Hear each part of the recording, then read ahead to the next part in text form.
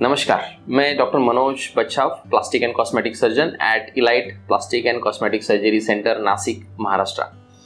आज हम लोग बात करने वाले हैं स्तन वृद्धि यानी ब्रेस्ट ऑगमेंटेशन के रिगार्डिंग।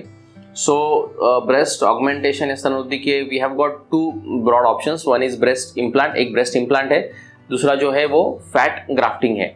हम लोग एक एक देखेंगे, then we will compare both the techniques also at the and.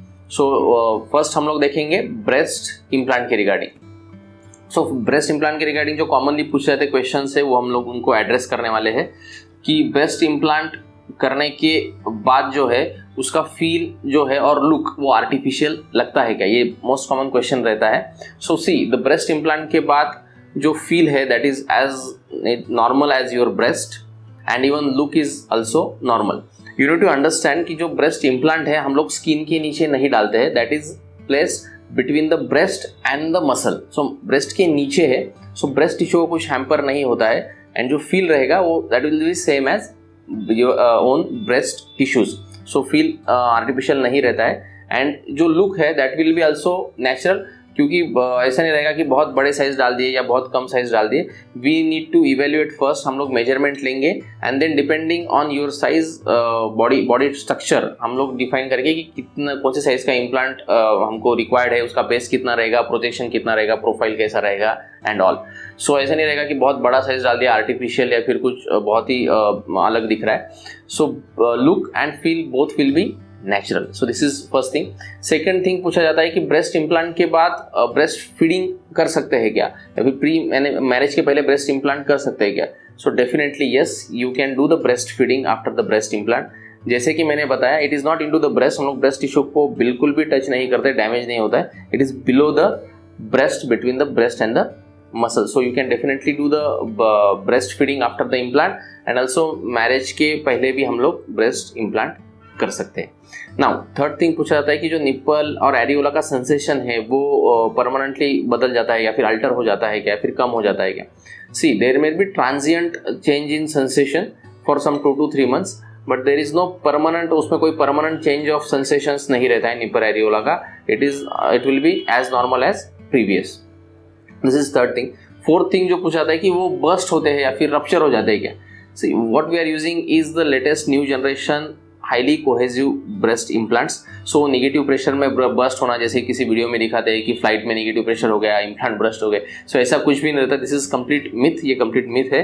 वो बर्स्ट नहीं होते, neither they rupture. Even if you cut the implant और उसको पकड़ोगे तो उसमें से जेल रहता है, it doesn't drop down, it is not a liquid inside. Don't worry, it doesn't burst, it doesn't burst under negative pressure or anything. This is regarding the burst query of the breast implant. Now next question जो आता है that is scarring होता है क्या breast implant के बाद। See the scar जो है that is hidden below the breast and that is very fine linear line as you can see in this picture what we have done. This is around 3 months के बाद हमने photo लिया हुआ है। You can hardly make out the scar of the breast implant, that is also after the lifting of the breast. In normal profile, front profile और side profile में वो दिखाई नहीं देगा। दिस इज कॉमन क्वेश्चंस जो breast implant के बारे में पूछे जाते हैं। Now coming to fat grafting. Fat grafting जो है ये भी हम लोग कर सकते हैं स्तन वृद्धि के लिए। उसमें हम लोग जो फैट जो है वो एब्डोमेन या फिर थाइस से फैट लेते हैं, we process it, we purify it and we put into the breast. Now fat grafting जो है उसमें बहुत ज़्यादा वॉल्यूम नहीं डाल सकते, एक लिमिटेड वॉल्यूम डाल सकते हैं क्योंकि वो वैस्कुलराइज होना चाहिए, उसके सराउंडिंग वैस्कुलरिटी बहुत ज़रूरी रहती है। Now coming to which one is better for you, fat grafting अच्छा है कि ब्रेस्ट इम्प्लांट अच्छा है, उसके बारे में हम लोग कुछ कंपैरिजन देखेंगे। बेसिकली फैट ग्राफ्टिंग में बहुत ज़्यादा वॉल्यूम नहीं डाल सकते, if your requirement of volume is mild to moderate we can go ahead with fat grafting. If the requirement is moderate to high, then breast implant is good for you. Second thing, sagging of the breast. अगर आपका टॉसिस या फिर sagging ज़्यादा है then breast implant से upliftment मिलता है जो कि फैट ग्राफ्टिंग से हमको नहीं मिलने वाला है। And third important difference is fat grafting जो है उसको 2 या 3 बार हमको करना पड़ेगा क्योंकि फैट जो है वो एब्जॉर्ब हो जाता है। आफ्टर इट माइट बी 20%, 40% तक या फिर 60% तक एब्जॉर्ब हो जाएगा, but whatever remains at the end of 6 months it will usually it remains for lifetime. 6 months के बाद we need to do again a second session to for again augmentation जो है fat वापस डाल के volume बढ़ा सकते हैं। So this is the difference. Basically आपको क्या रिक्वायरमेंट है, फैट अवेलेबल भी है कि नहीं, वो एग्जामिनेशन के बाद we can take a call कि which one is good for you, whether the implant is good और we can do the fat grafting for your जो ब्रेस्ट ऑगमेंटेशन या स्तन वृद्धि के लिए। So this was all regarding the fat grafting and breast implant.